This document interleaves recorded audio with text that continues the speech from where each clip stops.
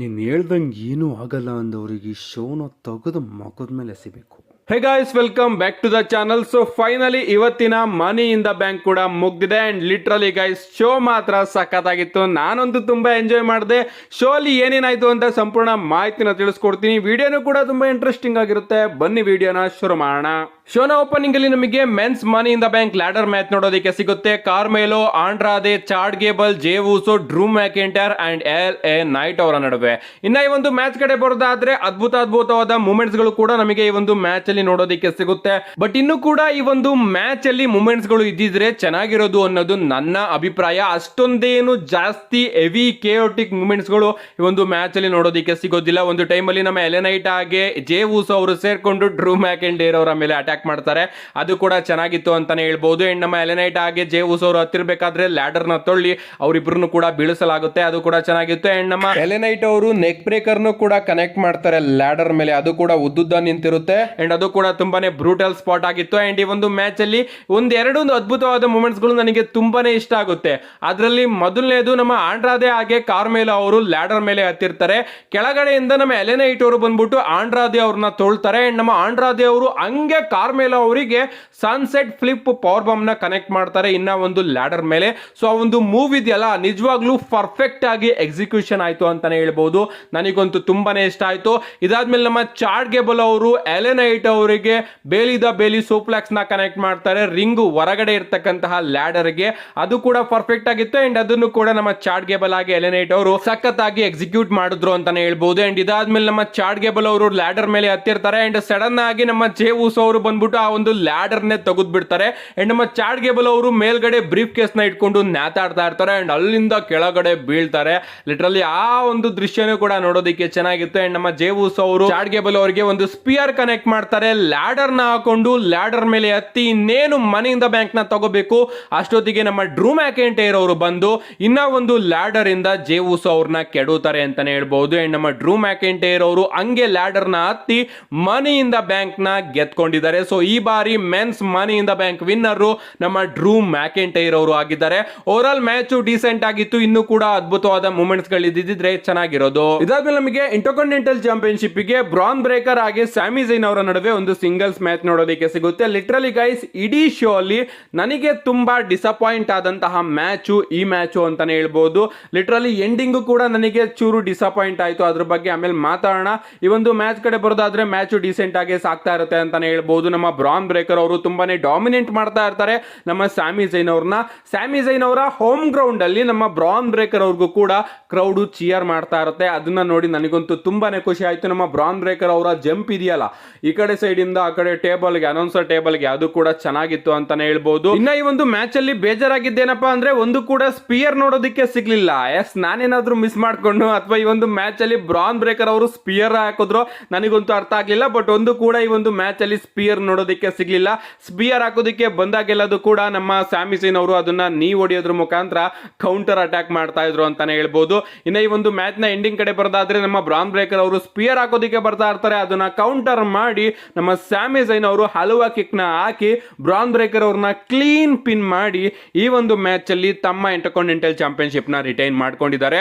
Literally guys Mandya night ರಲ್ಲಿ ನಮ್ಮ bran breaker ಅವ್ರನ್ನ ಎಷ್ಟು ಡಾಮಿನೆಂಟ್ ಆಗಿ WWE ಅವರು ತೋರಿಸ್ತಾ ಇದ್ರು, ಇವತ್ತಿನ ಶೋ ಅಲ್ಲಿ ಅಷ್ಟೇ ವೀಕ್ ಆಗಿ ಕೂಡ ತೋರಿಸಿದ್ರು ಅಂತ ನನ್ನ ಅಭಿಪ್ರಾಯ. ಇದಾದ್ಮೇಲೆ ನಮಗೆ ಮನಿ ಇನ್ ದ ಬ್ಯಾಂಕ್ ನ ಹೋಸ್ಟ್ ಆದಂತಹ ನಮ್ಮ ಟ್ರಿಶ್ ಸ್ಟ್ರಾಟಸ್ ಅವರು ನೋಡೋದಕ್ಕೆ ಸಿಗ್ತಾರೆ. ನಮ್ಮ ಟ್ರಿಶ್ ಸ್ಟ್ರಾಟಸ್ ಅವರು ಬಂದು ಇವತ್ತು ಇಲ್ಲಿಗೆ ನಾನು ಒಬ್ಬಳೇ ಬಂದಿಲ್ಲ, ನನ್ನ ಪಾರ್ಟ್ನರ್ ಕೂಡ ಬಂದಿದ್ದಾರೆ ಅಂತ ಜಾನ್ ಸಿನಾ ಅವ್ರನ್ನ ಇಂಟ್ರೊಡ್ಯೂಸ್ ಮಾಡ್ತಾರೆ. ಜಾನ್ ಸಿನಾ ಅವರು ಬರ್ತಾರೆ. ಎಲ್ಲರೂ ಕೂಡ ಸಖತ್ತು ಶಾಕ್ ಆಗಿರ್ತಾರೆ. ನಮ್ಮ ಜಾನ್ ಸಿನಾ ಅವರು ಬರ್ತಾರೆ.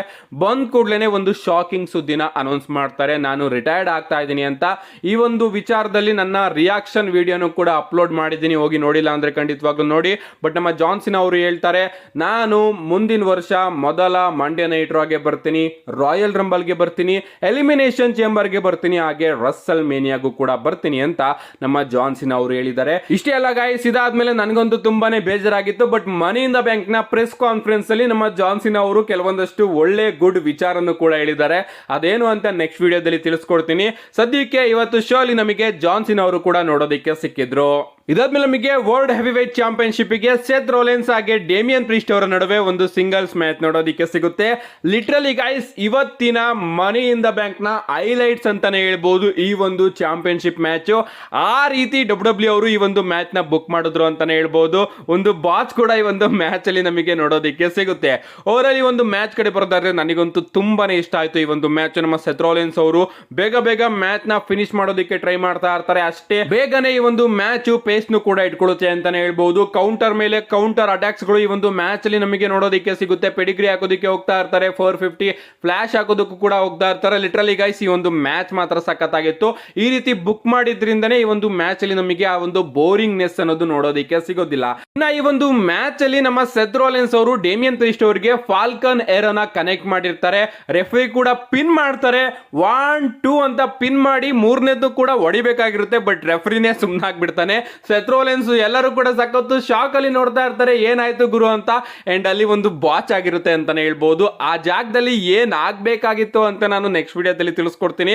ಅಂಡ್ ಇದಾದ್ಮೇಲೆ ನಮಗೆ money in the bank winner Drew McIntyre ಅವರ ಎಂಟ್ರಿ ನೋಡೋದಕ್ಕೆ ಸಿಗುತ್ತೆ. ಅಂಡ್ ಇಲ್ಲಿಂದ ಈ ಒಂದು ಮ್ಯಾಚ್ ಇನ್ನೂ ಕೂಡ ಸಖತ್ತಾಗಿ ಆಗ್ಬಿಡುತ್ತೆ. ನಮ್ಮ ಡ್ರೂ ಮ್ಯಾಕೆಂಟೈರ್ ಅವರು ಬರ್ತಾರೆ. ಈ ಒಂದು ಮ್ಯಾಚ್ ನಡಿಬೇಕಾದ್ರೇನೆ ನಮ್ಮ ಡ್ರೂ ಮ್ಯಾಕೆಂಟೈರ್ ಅವರು ಸತ್ ಫ್ರೀಕಿನ್ ರೋಲೆನ್ಸ್ ಅವರ ಮೇಲೆ ಕ್ಯಾಶ್ ಇನ್ ಮಾಡ್ಬಿಡ್ತಾರೆ. ಲಿಟ್ರಲಿ ಗೈಸ್, ಎಷ್ಟು ಜನ ನಮ್ಮ ಸೆತ್ ರೋಲೆನ್ಸ್ ಅವರ ಮೇಲೆ ಕ್ಯಾಶ್ ಇನ್ ಮಾಡ್ತಾರೆ ಅಂತ ನನಗಂತೂ ಅರ್ಥ ಆಗ್ತಾ ಇಲ್ಲ. ಸೊ ನಮ್ಮ ಡ್ರೂ ಮ್ಯಾಕೆಂಟೈರ್ ಅವರು ಕ್ಯಾಶ್ ಇನ್ ಮಾಡಾದ್ಮೇಲೆ ಈ ಒಂದು ಮ್ಯಾಚ್ ಈಗ ವರ್ಲ್ಡ್ ಹೆವಿವೇಟ್ ಚಾಂಪಿಯನ್ಶಿಪ್ ಗೆ ಟ್ರಿಪಲ್ ಥ್ರೆಡ್ ಮ್ಯಾಚ್ ಆಗಿ ಕನ್ವರ್ಟ್ ಆಗುತ್ತೆ. ಡ್ರೂ ಮ್ಯಾಕೆಂಟೈರ್, ಸೆತ್ ರೋಲೆನ್ಸ್ ಹಾಗೆ ಡೇಮಿಯನ್ ಪ್ರೀಸ್ಟ್ ಅವರ ನಡುವೆ. ನಮ್ಮ ಸೆತ್ ರೋಲೆನ್ಸ್ ಅವರು ಡ್ರೂ ಮ್ಯಾಕೆಂಟೈರ್ ಅವರ ಮೇಲೆ ಅಟ್ಯಾಕ್ ಮಾಡೋದಕ್ಕೆ ಬರ್ತಾರೆ. ಬಟ್ ನಮ್ಮ ಡ್ರೂ ಮ್ಯಾಕೆಂಟೈರ್ ಅವರೇ ಸೆತ್ ರೋಲೆನ್ಸ್ ಅವರಿಗೆ ಫ್ಯೂಚರ್ ಶಾಕ್ DDT ನ ಕನೆಕ್ಟ್ ಮಾಡ್ತಾರೆ. ನಮ್ಮ ಸೆತ್ ರೋಲೆನ್ಸ್ ಅವರು ರಿಂಗ್ ಇಂದ ಹೊರಗಡೆ ಬಿದ್ದೋಗ್ಬಿಡ್ತಾರೆ. ಅಂಡ್ ಈಗ ರಿಂಗ್ ಮೇಲೆ ಉಳಿಯೋದು ನಮ್ಮ ಡೇಮಿಯನ್ ಪ್ರೀಸ್ಟ್ ಹಾಗೆ ಡ್ರೂ ಮ್ಯಾಕೆಂಟೈರ್ ಅವರು. ನಮ್ಮ ಡೇಮಿಯನ್ ಪ್ರೀಸ್ಟ್ ಅವರು ಸೌತ್ ಆಫ್ ಹೆವನ್ ನ ನಮ್ಮ ಡ್ರೂ ಮ್ಯಾಕೆಂಟೈರ್ ಅವರಿಗೆ ಕನೆಕ್ಟ್ ಮಾಡೋದಕ್ಕೆ ಹೋಗ್ತಾರೆ. ಬಟ್ ಅದನ್ನ ರಿವರ್ಸ್ ಮಾಡಿ ನಮ್ಮ ಡ್ರೂ ಮ್ಯಾಕೆಂಟೈರ್ ಅವರು ಒಂದು ಕ್ಲೇಮೋರ್ ಕಿಕ್ ನ ಕನೆಕ್ಟ್ ಮಾಡಿ ಇನ್ನೇನು ಡೇಮಿಯನ್ ಪ್ರೀಸ್ಟ್ ಅವ್ರನ್ನ ಪಿನ್ ಮಾಡಬೇಕು, ಸಡನ್ ಆಗಿ ನಮಗೆ CM ಪಂಕ್ ಅವರ ಎಂಟ್ರಿ ನೋಡೋದಕ್ಕೆ ಸಿಗುತ್ತೆ. ಲಿಟ್ರಲಿ ಗೈಸ್, ಆ ಒಂದು ಮೂಮೆಂಟ್ ಅಲ್ಲಿ ನನಗೆ ಎಷ್ಟು ನಗು ಬರ್ತಾ ಇತ್ತು ಅಂದ್ರೆ ಕತೆ ಮುಗೀತು, ಡ್ರೂ ಮ್ಯಾಕೆಂಟೈರ್ ಕತೆ ಮುಗೀತು ಅಂತ ಅಲ್ಲೇ ನಾನು ಫಿಕ್ಸ್ ಆಗ್ಬಿಟ್ಟೆ. ನಮ್ಮ CM ಪಂಕ್ ಅವರು ಬರ್ತಾರೆ, ಬ್ರೂಟಲ್ ಆಗಿ ನಮ್ಮ ಡ್ರೂ ಮ್ಯಾಕೆಂಟೈರ್ ಅವ್ರನ್ನ ಅಟ್ಯಾಕ್ ಮಾಡ್ತಾರೆ. ಚೇರ್ ಶಾಟ್ ನ ಹೊಡಿತಾರೆ, ಕುತ್ತಿಗೆಗೆ ವೈರ್ ನ ಹಾಕಿ ಬಿಗಿತಾ ಇರ್ತಾರೆ. ಸೊ ಅಲ್ಲಿ PG ಏರಾ ಎಂಡ್ ಅನ್ನೋದು ನಮಗೆ ಗೊತ್ತಾಗುತ್ತೆ. ಲಿಟ್ರಲಿ ಕುತ್ತಿಗೆಗೆ ವೈರ್ ನ ಹಾಕಿ ಬಿಗಿತಾ ಇರ್ತಾರೆ ಅಂತಾನೆ ಹೇಳ್ಬಹುದು. ಅಂಡ್ ಫೈನಲಿ ಚೇರ್ ನ ಬಿಟ್ಟು ಚಾಂಪಿಯನ್ಶಿಪ್ ಬೆಲ್ಟ್ ನ ತಗೋತಾರೆ. ನಮ್ಮ ಡ್ರೂ ಮ್ಯಾಕೆಂಟೈರ್ ಅವರು ಕೂಡ ರಿಂಗ್ ಕಾರ್ನರ್ ಅಲ್ಲಿ ಇರ್ತಾರೆ. ಅಂಡ್ ಆ ಒಂದು ಚಾಂಪಿಯನ್ಶಿಪ್ ಬೆಲ್ಟ್ ಅಲ್ಲಿ ನಮ್ಮ CM ಪಂಕ್ ಅವರು ಡ್ರೂ ಮ್ಯಾಕೆಂಟೈರ್ ಅವರ ಮೇಲೆ ಅಟ್ಯಾಕ್ ಮಾಡಿ ಸೀದಾ ಹೋಗಿ ಅನೌನ್ಸರ್ ಟೇಬಲ್ ಮೇಲೆ ಕೂತ್ಕೋತಾರೆ ಅಂತಾನೆ ಹೇಳ್ಬಹುದು. ಅಂಡ್ ಹಿಂದೆಯಿಂದ ನಮ್ಮ ಡೇಮಿಯನ್ ಪ್ರೀಸ್ಟ್ ಅವರು ಡ್ರೂ ಮ್ಯಾಕೆಂಟೈರ್ ಅವರಿಗೆ ತಮ್ಮ ಫಿನಿಶರ್ ನ ಹಾಕಿ ಡ್ರೂ ಮ್ಯಾಕೆಂಟೈರ್ ಅವ್ರನ್ನ ಪಿನ್ ಮಾಡಿ ಈ ಒಂದು ಮ್ಯಾಚ್ ಅಲ್ಲಿ ತಮ್ಮ ವರ್ಲ್ಡ್ ಹೆವಿವೇಟ್ ಚಾಂಪಿಯನ್ಶಿಪ್ ನ ರಿಟೈನ್ ಮಾಡ್ಕೊಂಡಿದ್ದಾರೆ. ಸೊ ನಮ್ಮ ಡ್ರೂ ಮ್ಯಾಕೆಂಟೈರ್ ಅವರು ಎಷ್ಟು ಚೆನ್ನಾಗಿ ಮನಿ ಇನ್ ದ ಬ್ಯಾಂಕ್ ನ ಗೆದ್ರು, ಅಷ್ಟೇ ಚೆನ್ನಾಗಿ ಅದನ್ನ ಕ್ಯಾಶ್ ಇನ್ ಮಾಡೋದ್ರಲ್ಲಿ ಫೇಲ್ ಆಗಿದ್ದಾರೆ ಅಂತಾನೆ ಹೇಳ್ಬಹುದು. ಸೊ ಸಖತ್ತು ಡಿಸಪಾಯಿಂಟ್ ಆಗಿರ್ತಾರೆ ನಮ್ಮ ಡ್ರೂ ಮ್ಯಾಕೆಂಟೈರ್ ಅವರು, ಅಷ್ಟೇ ಕೋಪದಲ್ಲೂ ಕೂಡ ಇರ್ತಾರೆ. ಅಂಡ್ ರಿಂಗ್ ಸೈಡ್ ಅಲ್ಲಿ ನಮ್ಮ ಸೆತ್ ರೋಲೆನ್ಸ್ ಅವರು ಕೂಡ CM ಪಂಕ್ ಅವರ ಮೇಲೆ ಡಿಸಪಾಯಿಂಟ್ ಆಗಿದ್ದಾರೆ. ಯಾಕಂದ್ರೆ ನಮ್ಮ ಸೆತ್ ರೋಲೆನ್ಸ್ ಅವರು ಈ ಒಂದು ಮ್ಯಾಚ್ ಅಲ್ಲಿ ಸೋತಿರೋದ್ರಿಂದ ಇನ್ನ ಡೇಮಿಯನ್ ಪ್ರೀಸ್ಟ್ ಅವರು ಚಾಂಪಿಯನ್ ಆಗಿರೋವರೆಗೂ ನಮ್ಮ ಸೆತ್ ರೋಲೆನ್ಸ್ ಅವರು ಡೇಮಿಯನ್ ಪ್ರೀಸ್ಟ್ ಅವರಿಗೆ ಚಾಲೆಂಜ್ ಮಾಡೋ ಹಾಗೆ ಇಲ್ಲ. ನಮ್ಮ ಸೆತ್ ರೋಲೆನ್ಸ್ ಅವ್ರಿಗೂ ಕೂಡ CM ಪಂಕ್ ಅವರ ಮೇಲೆ ಕೋಪ ಇದೆ. ಅಂಡ್ ನಮ್ಮ ಡ್ರೂ ಮ್ಯಾಕೆಂಟೈರ್ ಅವ್ರಿಗಂತೂ ಸಿಕ್ಕಾಪಟ್ಟೆ ಕೋಪ ಇದೆ. ಸೊ ಒಂದು ಟ್ರಿಪಲ್ ಥ್ರೆಡ್ ಆಂಗಲ್ ಕಡೆ ನಾವು ಹೋಗ್ತಾ ಇದೀವಿ.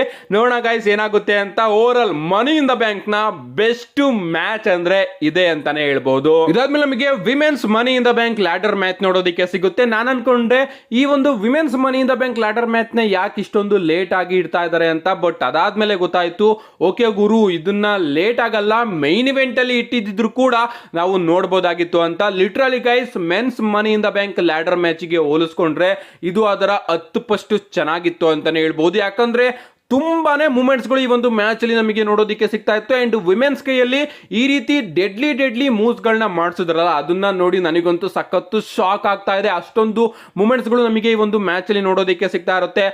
ಲೈರಾ ವಾಲ್ಕೈರಾ ಅವರಿಗೆ ಲ್ಯಾಡರ್ ಮೇಲೆ ಪವರ್ ಬಾಂಬ್ ಆಗಿರ್ಬೋದು, ಎರಡೆರಡು ಟೇಬಲ್ ನ ರಿಂಗ್ ಸೈಡ್ ಅಲ್ಲಿ ಸೆಟ್ ಕೂಡ ಮಾಡಿರ್ತಾರೆ. ಎಲ್ಲಾ ಕಡೆ ಲ್ಯಾಡರ್ ಗಳನ್ನ ಸೆಟ್ ಮಾಡಿರ್ತಾರೆ. ಅಂಡ್ ಅಲ್ಲೇ ಗೊತ್ತಾಗುತ್ತೆ, ಓ ತುಂಬಾನೇ ಡೆಡ್ಲಿ ಆಗಿರುತ್ತೆ ಈ ಒಂದು ಮ್ಯಾಚ್ ಅಂತ.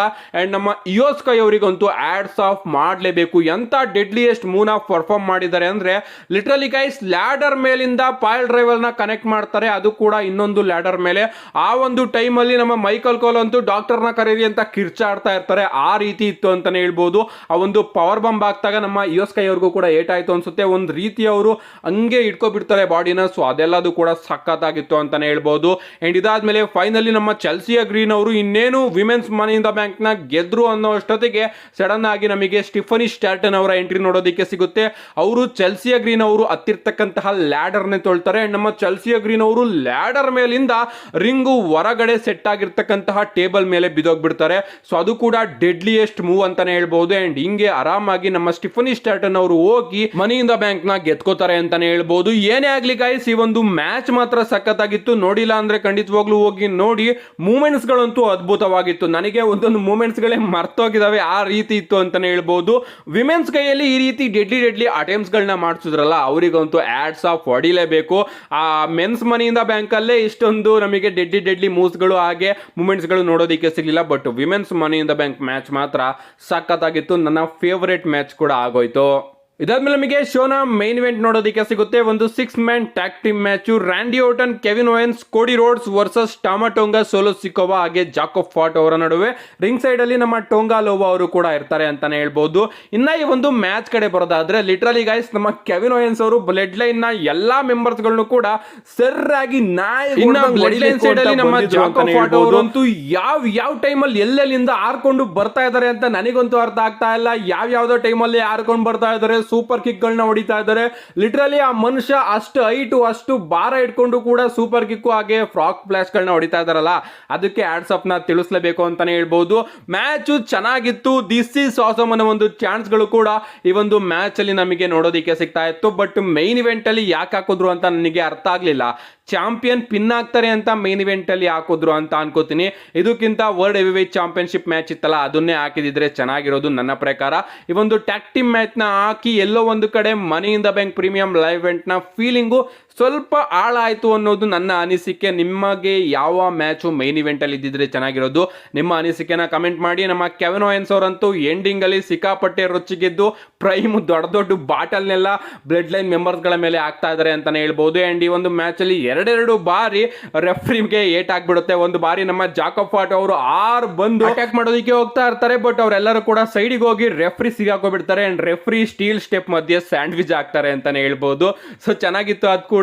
ಅಂಡ್ ಈ ಒಂದು ಮ್ಯಾಚ್ ನ ಎಂಡಿಂಗ್ ಕಡೆ ಬರೋದಾದ್ರೆ, ಎಂಡಿಂಗ್ ಅಲ್ಲಿ ರಿಂಗ್ ಮೇಲ್ಗಡೆ ನಮ್ಮ ಕೆವಿನ್ ಓಯನ್ಸ್ ಹಾಗೆ ನಮ್ಮ ಟಾಮಾ ಟೊಂಗಾ ಅವರು ಇರ್ತಾರೆ. ಕೆವಿನ್ ಓಯನ್ಸ್ ಅವರು ಟಾಮಾ ಟೊಂಗಾ ಅವರಿಗೆ ಪವರ್ ಬಾಂಬ್ ನ ಹಾಕೋದಕ್ಕೆ ಎತ್ಕೋತಾ ಇರ್ತಾರೆ. ಹಿಂದೆ ನಮ್ಮ ಟೊಂಗಾ ಲೋವಾ ಅವರು ಬಂದ್ಬಿಟ್ಟು ಕೆವಿನ್ ಓಯನ್ಸ್ ಅವರಿಗೆ ಒಂದು ಲೋ ಬ್ಲೋನ ಕನೆಕ್ಟ್ ಮಾಡ್ತಾರೆ. ಅಂಡ್ ಸಡನ್ ಆಗಿ ನಮಗೆ ರ್ಯಾಂಡಿ ಓಟನ್ ಅವರ ಎಂಟ್ರಿ ನೋಡೋದಕ್ಕೆ ಸಿಗುತ್ತೆ. ನಮ್ಮ ರ್ಯಾಂಡಿ ಓಟನ್ ಅವರು ಬಂದ್ಬಿಟ್ಟು ಟೊಂಗಾ ಲೋವಾ ಅವರಿಗೆ ಆರ್ಕೆವನ್ನ ಹಾಕಿ ಟಾಮಾ ಟೊಂಗಾ ಅವ್ರಿಗೂ ಕೂಡ ಆರ್ಕೆವನ್ನ ಹಾಕ್ತಾರೆ.